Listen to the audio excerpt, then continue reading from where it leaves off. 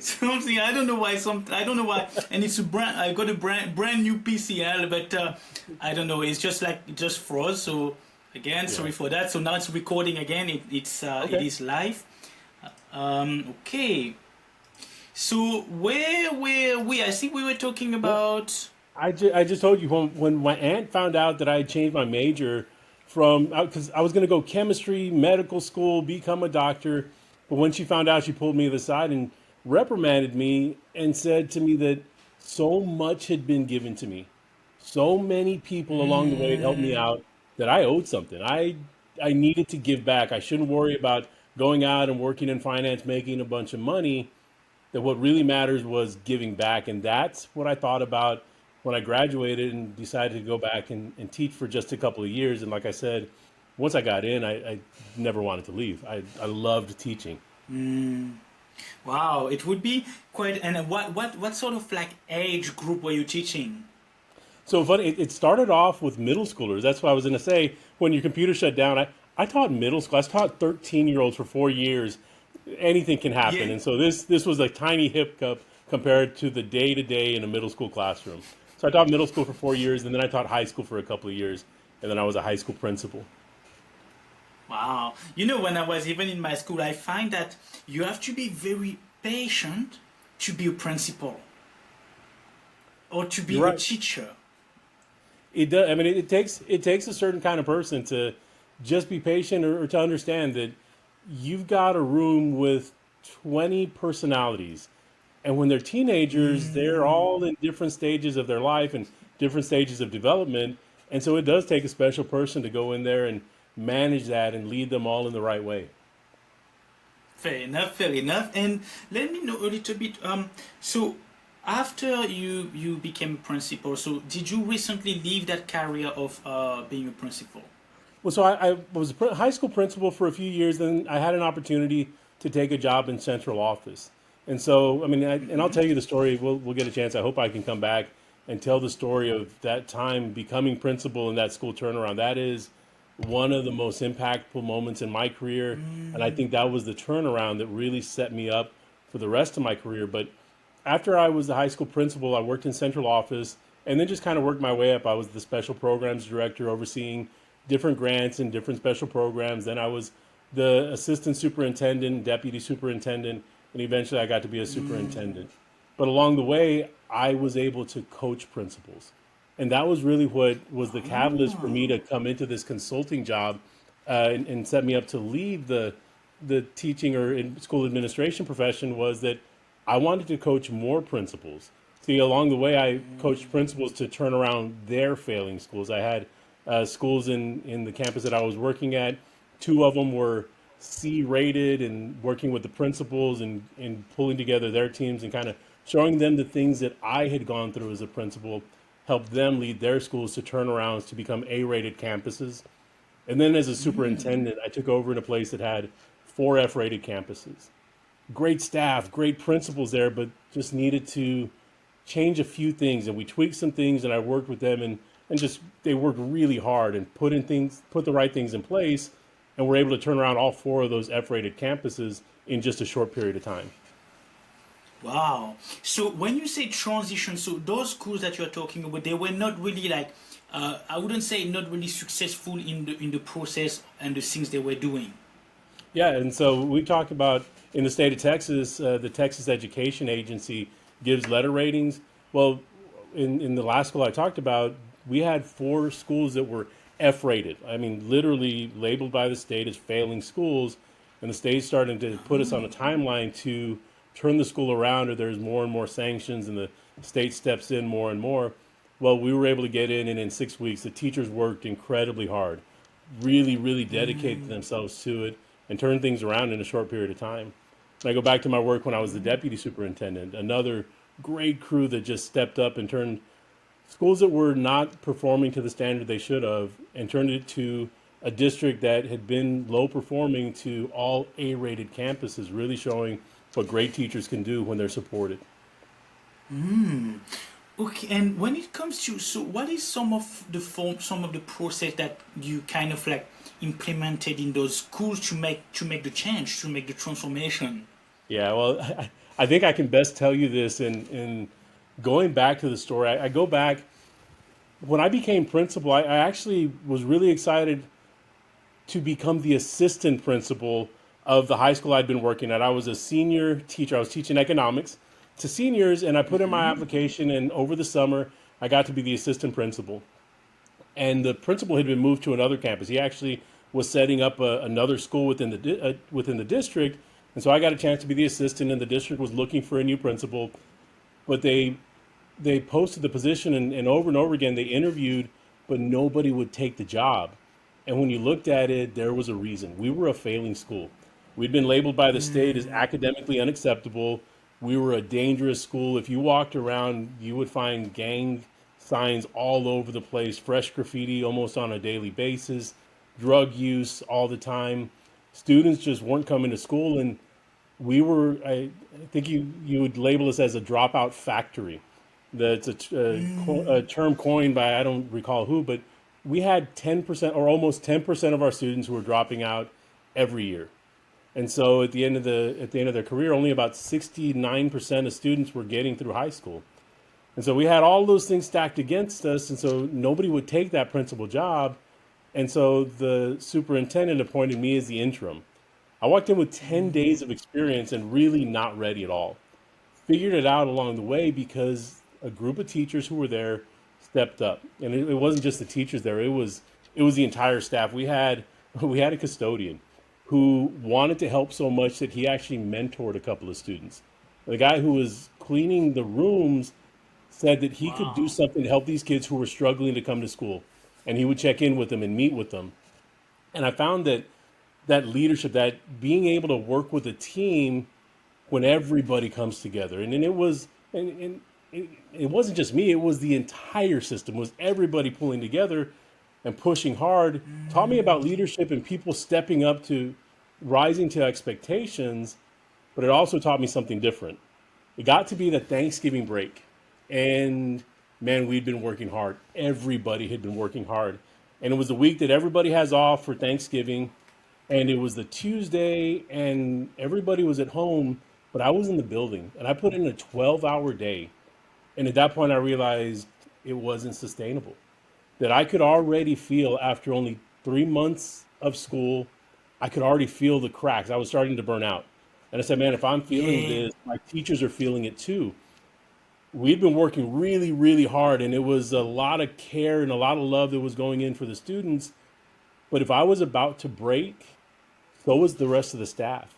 And so that Thanksgiving break, I worked the 12-hour days, but instead of just catching up, I switched the mindset to starting to develop systems, things that would be repeatable, systems that teachers could put into place, predictable, just everything that we were doing to where it was a playbook and you knew what was going to happen, whether I was there or not, to where the system didn't depend on me or didn't depend on us working harder, hustling, that we were still going to do those things, but not to the point that it was going to break us. And so I started developing the systems to where people knew what was going to happen. If a student misbehaved, there was a set of very clear guidelines.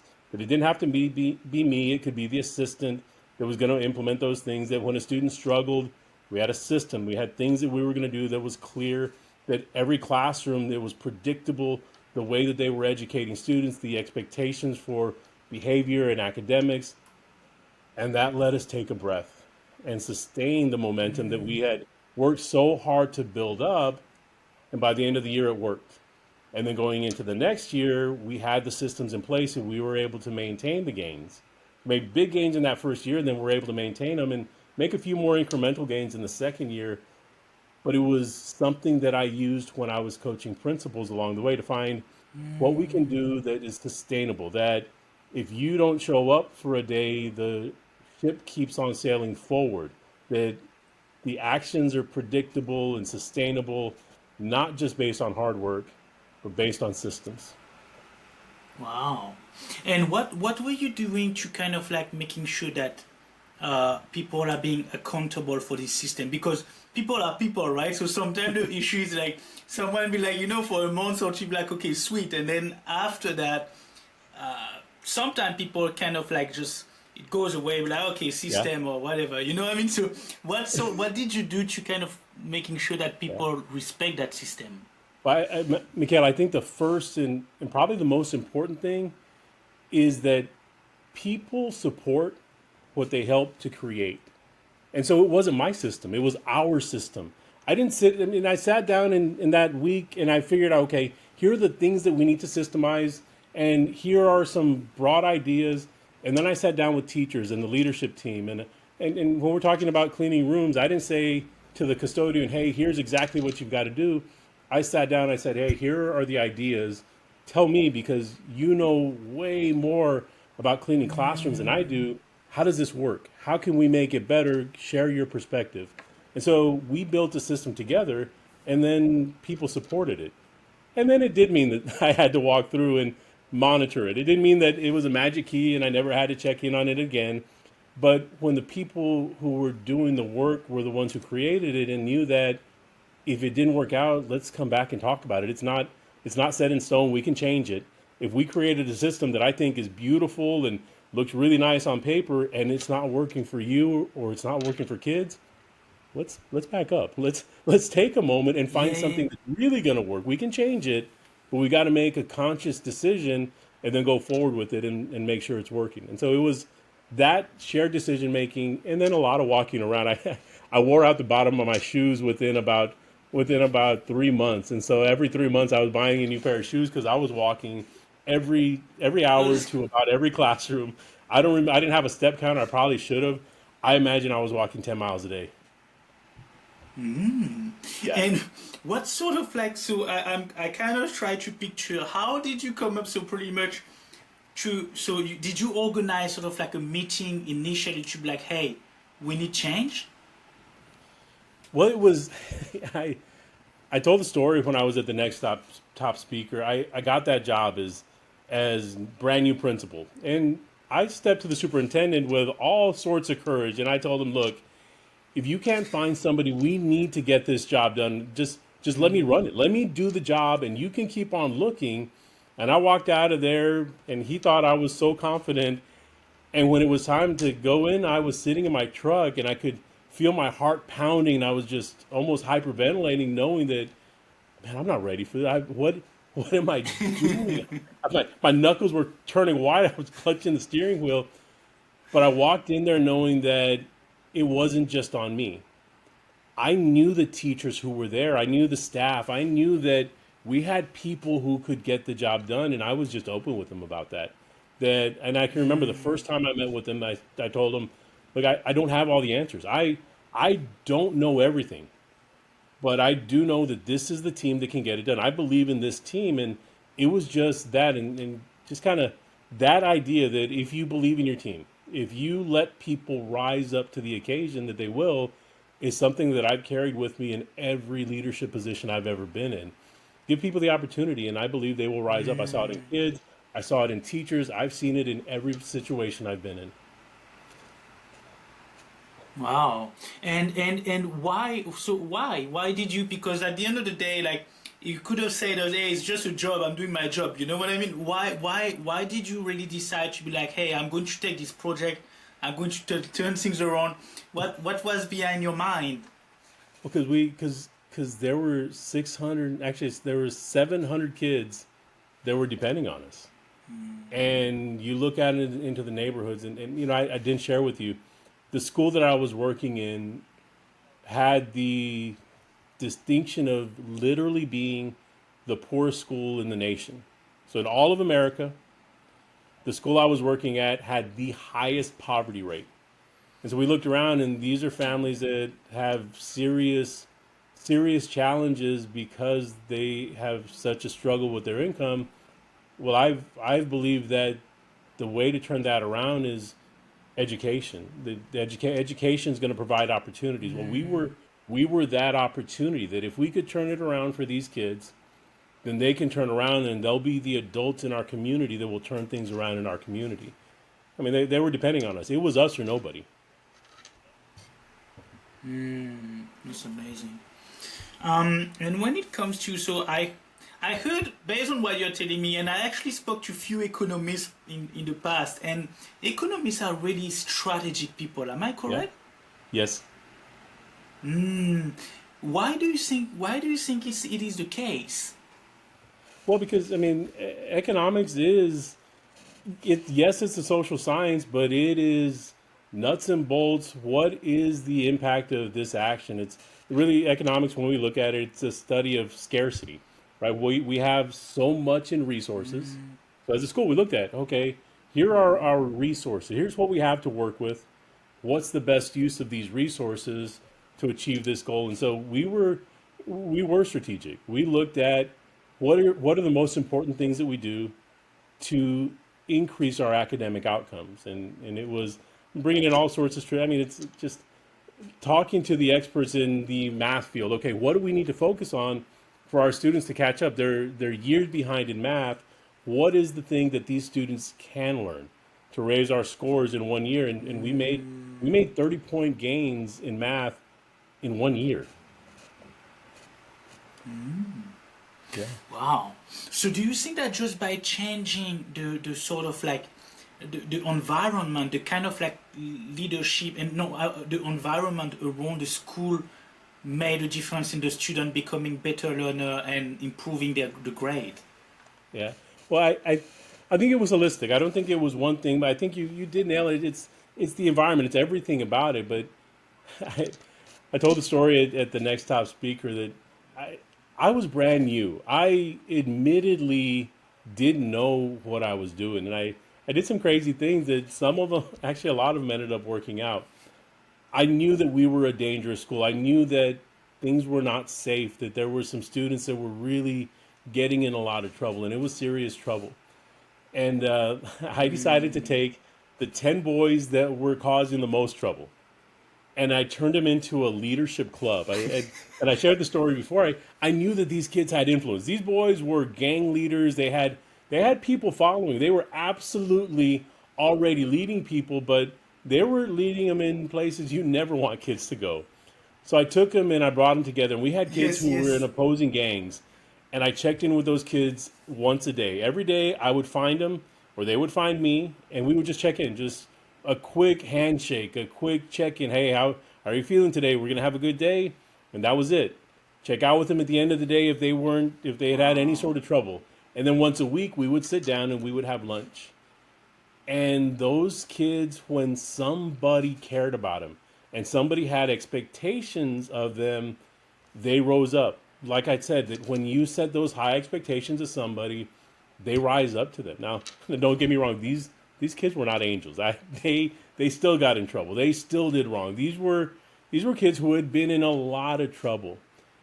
But along the way, they opened up, and I shared they shared some really rough stories. I had a kid who shared with me that he had watched his uncle murder his father during some drunken argument. We had another kid share with me that he had been in junior high. He had been just 12 years old. He was a sixth grader when a family member started to put drugs in his backpack and have him deliver because he knew a 12-year-old wasn't going to get busted. He wasn't suspicious, and he was forced into doing that. They shared with me that, yeah, they were in these gangs, but where else do they fit in? Where else do people accept them or love them? That it's definitely not at home. It's definitely hadn't been at school for them. And so that was the only place that they felt safe because they definitely didn't feel safe at home. But with these kids, we saw them turn it around. I shared one story, and it was a real touching thing. But the truth of it, it was actually two stories. I shared it as one story in Next Top Speaker. I was at an elementary banquet, and I had my daughter. I had my own daughter, and I was taking there, and I was so proud my daughter was getting an award. And one of the boys who I had caught marking up a bathroom in my second week on the job, that that marker was so thick with gang signs that I had to remove him from for 30 days.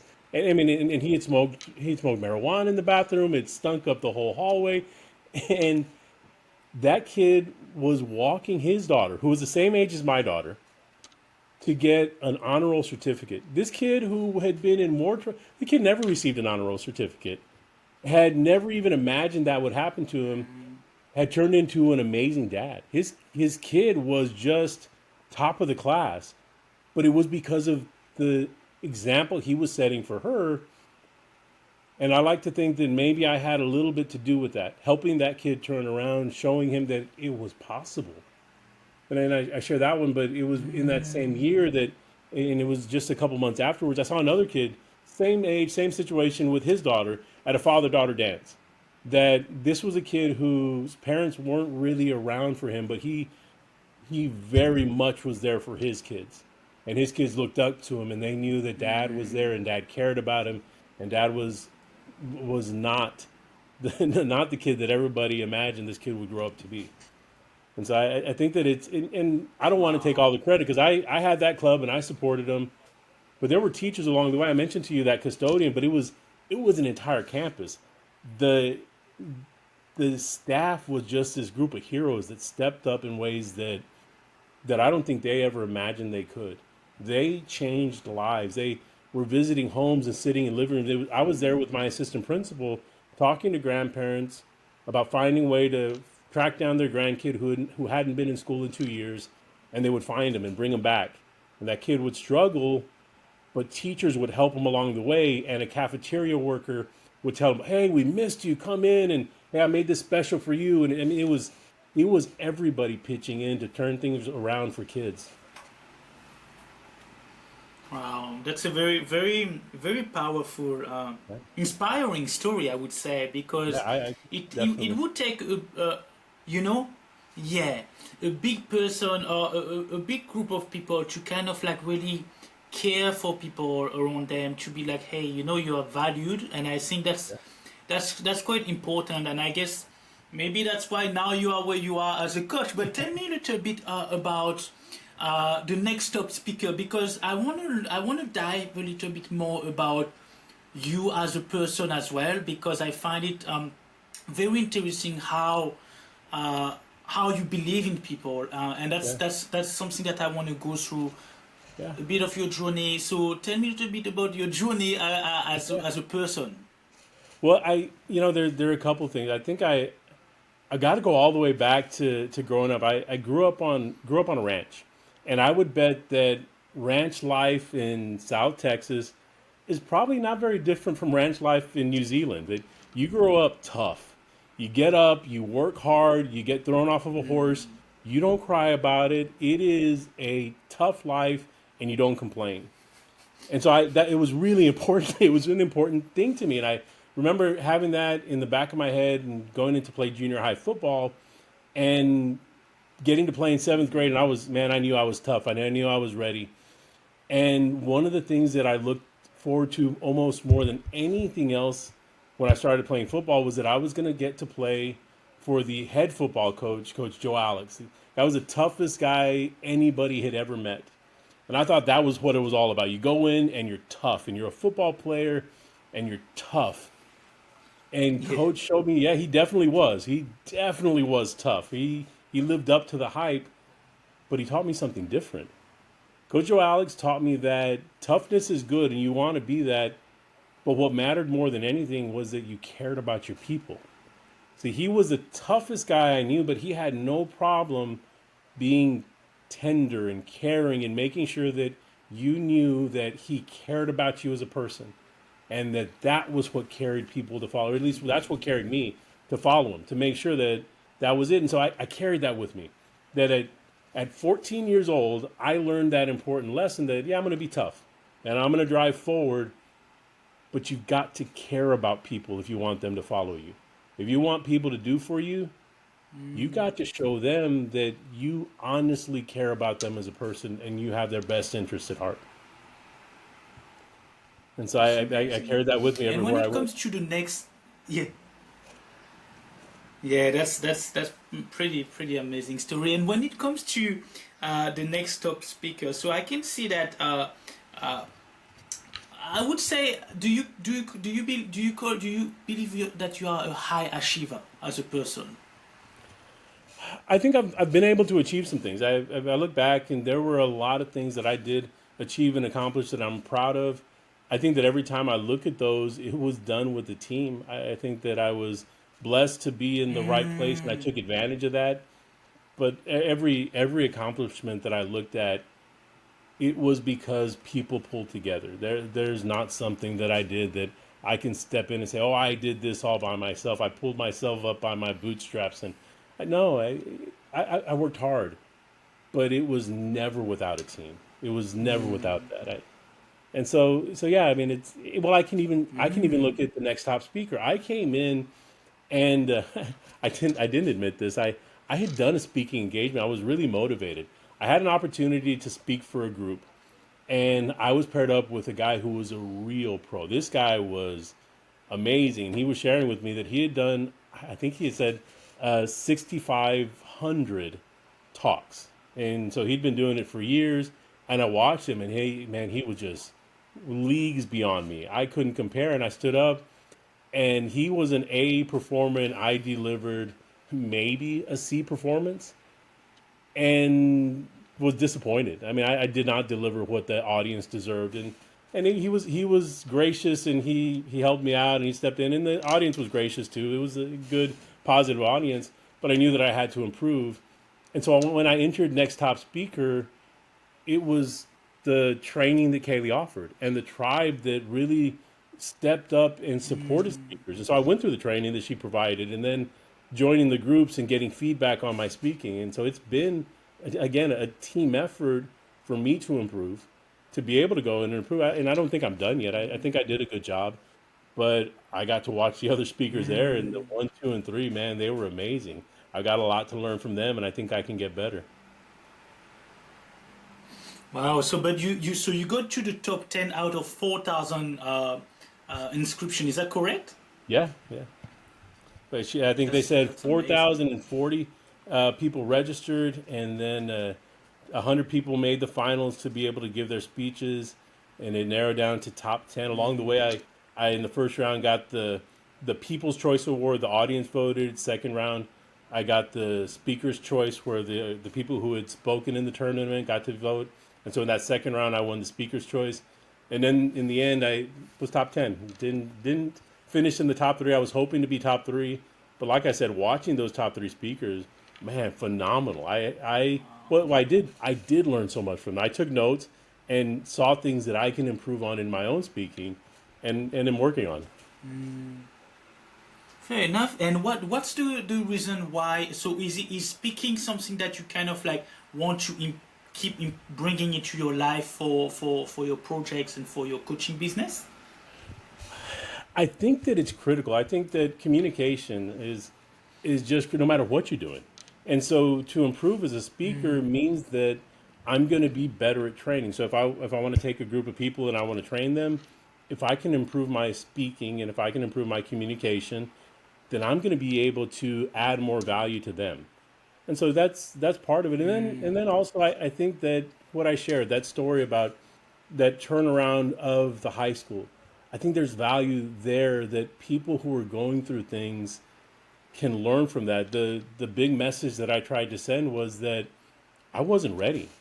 I took a job before I was ready, but I look around, how many of us have things that we're facing that we're hesitating on, that we're not doing because we feel like we're not quite ready. Or man, I would do that, but let me wait until I have the right plan, or just not the right time for me to do that. Well, my message is I wasn't ready either, but I stepped into it and I believed in my team. I believed that there were people around me who were ready and willing to step up and we would rise together, and that if I wasn't ready, I was going to do the best I could, because if not me, who else was going to do it for these kids? And I think that there are people in all sorts of positions who are in a similar situation, that they have value to add. They've got some great things that they can do if they are just able to step up and don't worry about being ready. Just move forward. What do you think is something that kind of like stopping people to move forward or to step up? Yeah, I think it's a lot of things, and I think it might be unique to the person. I know that. I mean, I know for me, sometimes I hesitate because I worry about doing it perfectly or doing it right, or sometimes we compare ourselves to others. I think what one of the things that hurt me, that first speaking engagement that I had, was that I watched the other guy go before me, and man, he was a pro. He knocked their socks off. And I sat there and I watched him for 15 minutes, and I got in my head comparing myself to him. I said, man, what am I gonna do? I'm not nearly that. He had him on a roller coaster, laughing and crying and I said, man, I'm not that guy. I can't do that. But I think it's that. But how many times is it for us that we don't step into something that we can do because we're comparing ourselves to somebody else instead of, and now that I'm out of that situation, I can look back and say, yeah, well, actually, I can compare myself to my own past, and man, I'm better than I was, and I'm still growing.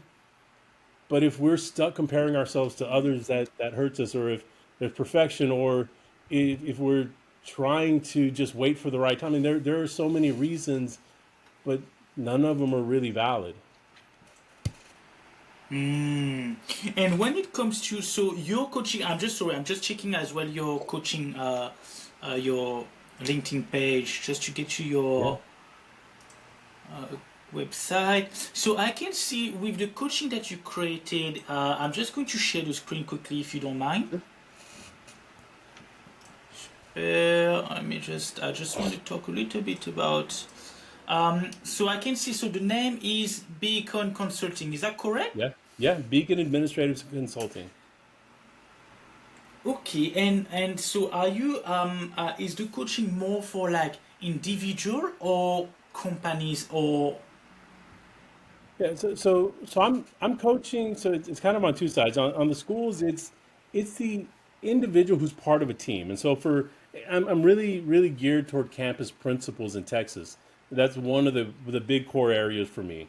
And so whether it's a campus principal that I want to work with you to help you turn around your school and lead your team better, or if I can coach you and then I can work with your team while we're at it, because that's what I did when I was a deputy superintendent. As a superintendent, I worked one on one and I worked with the team.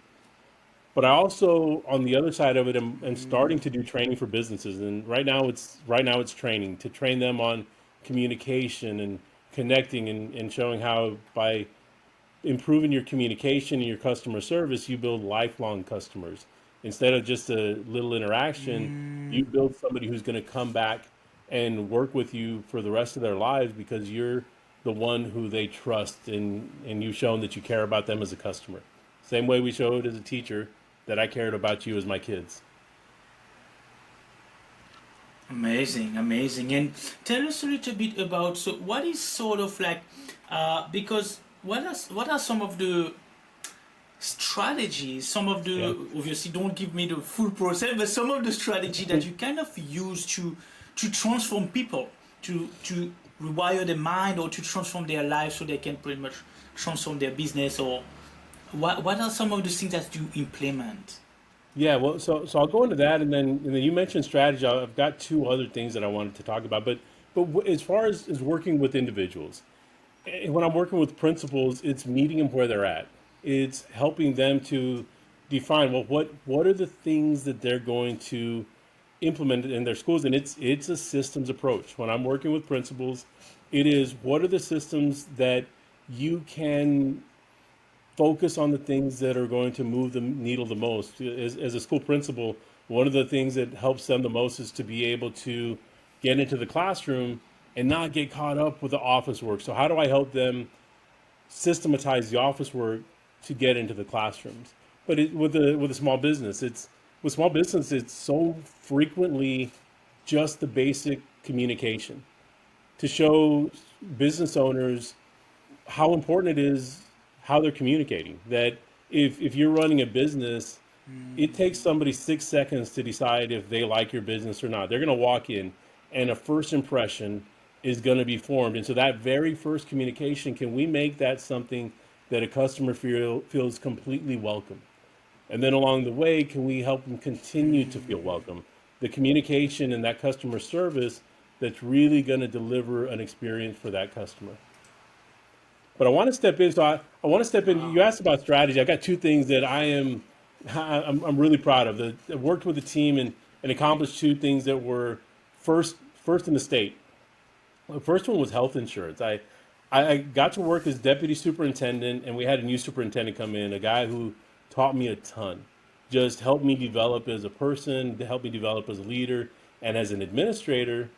And one of the things he pointed out in his first couple of weeks on the job was that our school health insurance wasn't getting the job done.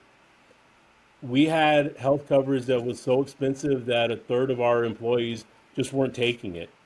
But like other schools in Texas, we were forced to choose TRS Active Care. We were a mid-sized school, and in 2003, we were forced into it. And once you were in, there was no way out. Well, we worked with the team to find a loophole, to find a way out of TRS Active Care, and to bring in health care for our employees that was 100% free to them. So when we were spending money and had health insurance that employees couldn't use, we were able to basically change state law, be the first in the entire state to find a way out of TRS Active Care, provide free health coverage to our employees, saved enough money to build an on-site clinic so our employees had convenient access to health care and improve the health outcomes for all of our staff. And that led to Wow. everybody in the state being able to opt out. We presented all over the state on how to do it, but it was, again, that idea that my boss came in with. He just said, hey, we've got to do that. And we put together a team, and I was able to run the building the healthcare side of it within our local school system and then present to other people, but working with that team to find a way to do it. And then the other one that was first one in the state. We had students who were graduating from high school. We found that after graduation, about half of our students would go on to college, go on to university. But among those students, after 6 years of college, only about a quarter of them were getting a degree.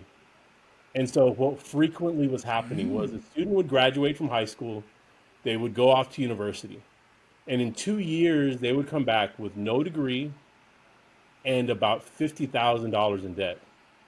And then what are you going to do from there? And it was happening over and over to our kids. Yeah. Well, we found a way using rules that already existed within the state to create a fifth year program. And so we said students who graduated from our high school, if they wanted to, could stick around for another year and get free college for up to 2 more years after graduation to earn an associate degree, have the support of counselors. We were giving them breakfast and lunch. We had a bus that was driving into university. We had somebody who was checking in with them every day, checking on their grades weekly, to be able to give kids an opportunity who never would have gone to college, or students who were at risk of going off to college and then coming back with 2 years of debt and nothing to show for it. Set that up first that I knew of in the state to actually run that full program, and then I worked with the university to be able to set that up to replicate it at other high schools. That's amazing. That's pretty powerful. And when it comes to so after studying after 4 years, they were able to kind of like stay 2 more years Yeah, into the school. But how are you? How was it funded? Like how? yeah. So Because that like you was say, it costs a lot of. It costs a, yeah. that was the amazing. That was the strategy. It actually paid for itself because in the state of Texas there are early college high school programs that the law said that for a P-Tech program, after a student graduates, they can generate funding from the state for 2 more years. Nobody else was taking advantage of that. And so we looked at it, we got it in writing from the state that we could do it. We worked with the college, brought them back in, and we had our first year that we did it, we had 25 students. Not a huge number, but 25 students. Well, the cost for the college was really low. The college gave us a great deal. It was a few $100s per student for them to go to college. The cost for the bus wasn't very expensive, a bus driver and some diesel fuel. And we paid a counselor that was working half on a grant and half of our pay. So we had about $40,000 that we were paying out in that. But those students generated about $250,000 from the state, and it only cost about $100,000 to run the program. And so we had $150,000 to do things like buy them laptop computers, make sure that any books or school supplies they needed, they got, to make sure that we had some money to give scholarships for students who needed some extra money because sometimes they might need school supplies, or maybe they needed a new pair of shoes. We were able to give scholarships to provide those things to them. But it was strategy. Anybody could have done it. We had a team that got together and just figured out that there needs to be somebody to push that envelope and do it for the first time. Wow, that's quite a very. So were you the only school that was doing this program? As far as I know, that we were the only ones. So we reached out. We'd heard rumors that somebody else was, but they weren't doing it like us. They were just sending the kids off to the university. For us, we wanted to give the support. So for these students, these were the kids Yeah. who stayed with mom and dad. Instead of, and the big savings for the family was they didn't have to rent an apartment. An apartment was going to be $1,000 a month, and so they saved that money.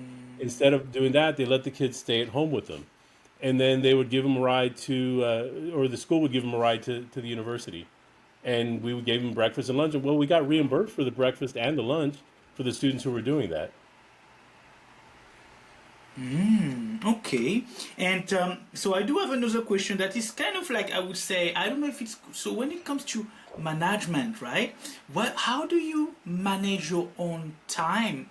Uh, because not just time, your money, your time, your because I know that well, based on what what you shared, it's like there would be a lot of management involved into like allocating the fund, the time to manage to not to manage people, but the time to kind of like set up those meetings to commit. So how do you manage your life at home? I have got an amazing wife. My wife is, she's got her Ah, own career. Well, so my wife has got her own career, but she is so forgiving and gives me so much grace, and I am so grateful to have her as a partner. I am positive that I could not have done any of this stuff without her. But between the two of us, we also have a great support system, and I'm so grateful to have it. I've got my parents and my brothers and sisters.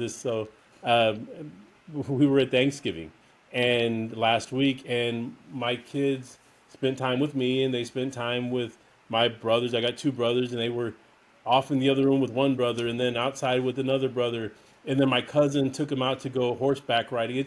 We've got a support system. I don't want to sound like I've got it all figured out as far as this. I've got a ton of help, and we're taking it. So I'm not a guy who can say this is how you very clearly manage. I take the help where we can get it, and I'll take on challenges. And I'll tell you, sometimes sometimes I get it wrong, and I've learned to give myself some grace and get up and brush myself off and try again. and what is some of the habits that you have created behind your life to keep like growing and growing and to keep the momentum? Yeah, so I think there are a couple of things. I think it's the first one, and it's two things that I've already said. First one is that step forward even when I'm not ready. I'm doing things that I don't have the perfect plan to do, and I know that I can step forward and do them and step back and learn from it and go again. I mean, the speaking is a really good example for me. That I stepped in, I wasn't ready, but I learned, and I was able to step in, and even the next top speaker wasn't perfect, but grew, did better than I'd done my first time. But I've learned a lot from that, and I think that stepping in the next time, I think that I'll do better, and I've done better in speeches that I've given already. A couple of weeks after, I already feel like I'm doing better than I did, and so I approach things with the growth mindset. But I think I learned that from teaching. You have to have that with kids. You've got to understand or believe that your students can grow wherever they're at. You can get better if you just put in the work and keep on trying. And so for me, it's stepping forward to know that I can get better, but you got to do something. You got to have a starting point to get better from.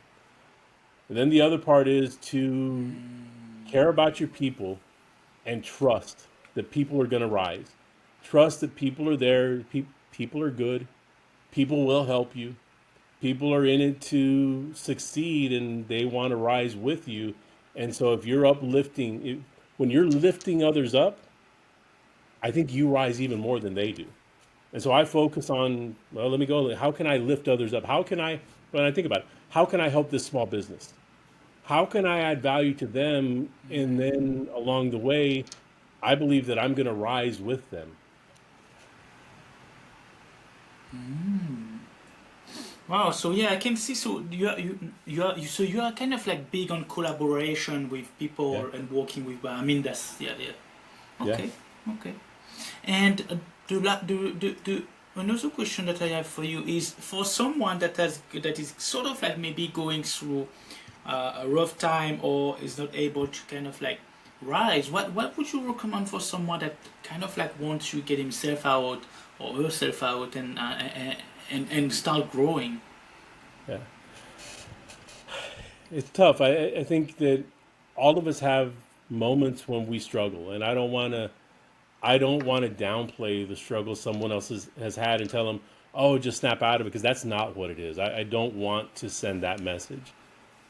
But I'll encourage somebody who is struggling and somebody who feels stuck to trust that their tide will change and keep pushing and step forward and just try that next step and be willing to accept the help that's out there. Trust that people will step up for you. I don't mean that everybody is gonna go and lift you. Yeah, no, no, no. It's not that, but there's somebody. There are people there, and they're in unexpected places. Be open to accepting their help. Be open to finding it wherever it meets you. But just keep moving forward. I don't know when or how your struggle is going to end, but I would say just believe that it will. Amazing. And the last question that I have for you, Ben, before we hand the interview, it was if someone wants to reach out to you or wants to kind of like get some support from you, where can they reach out? Best place to find me. I've got a website that all sorts of links shows everything that I'm doing. Beacon345.com. And I'm on social media. You can find me on Facebook, Benjamin Clinton. I accept friends requests, and so you can find me on that or on my website. And I'm excited to work with folks. I look forward to more collaboration. Mm, perfect. Well, thank you so much for sharing everything, Ben. I think it was a very powerful talk. And I'm actually, I learned a lot as well, just to let you know. Let me just, and I actually just want to share with you something. One of the reasons why I do all those talk is to really kind of like, listen to every people, every coaches, because I do believe that every single story is powerful. And I find yours was as well one of the very powerful one. I really like the way how you believe in people, especially like sometimes I'm come from a school where as well there was a bit of like some nut cases as well, and I Mm-hmm. was maybe sort of like one of them, but but but the thing is like and but it's good to have to know that there's people that believe in you. There's people, especially for the younger generation, to be like, hey, you're not alone in this. So I Yeah. find it very inspiring and very powerful. Well, Mika, I'll share. There's one thing, and I think it tells the story is why I do that. People had to believe in me. I wouldn't be here if people didn't believe in me. I didn't mention to you. I don't talk a lot about it, but I dropped out of college. I got a chance to play football for Rice University. Loved it. It was a dream come true. But I hurt my knee, and then I hurt it again. I had back-to-back surgeries, and just left school. Was just so disillusioned that I left, and eventually realized I needed to go back. So I went back, but I didn't have a scholarship, and I couldn't. I had worked, so I couldn't get financial aid. I went back and I was homeless, and I didn't have a meal plan. The best I could do was I got a job working for the football team for half tuition, but I was sleeping in my car in hot, sticky Houston, Texas nights. But along the way, a cafeteria lady caught me stealing food from a cafeteria, and she gave me a job that came with a meal plan. My boss with the football team somehow Oh, found out that I was sleeping in my car, and he very quietly put the key to his office in my hand and said, hey, I never use that at night in case you need to use it. Well, it had a couch. That couch was where I slept for the rest of the year. Without those two people helping me, I don't think I would have graduated. So I got through college because people helped me. and I knew that I had to pay that forward. I owe even more than I owed before that, and so it's natural that I go forward and I help other people. Wow. Yeah. Well, thank you so much for sharing that. Well, yeah, very. I guess that's the story that that people want to know as well. Because I find, yeah, it's very very inspiring again. Well, thank you so much for your thank you so much for your time, Ben. And I guess I really hope to see like the progress and wherever you're going, and I will definitely keep following what you're doing. So guys, make sure to tune in for the next episode of the Founders Formula. It was a pleasure to have Ben again with us. Always amazing stories, and that's what the Founders Formula is about. So thank you very much for your time, Ben. Thank you, Miguel. Great to be here. Thank you so much.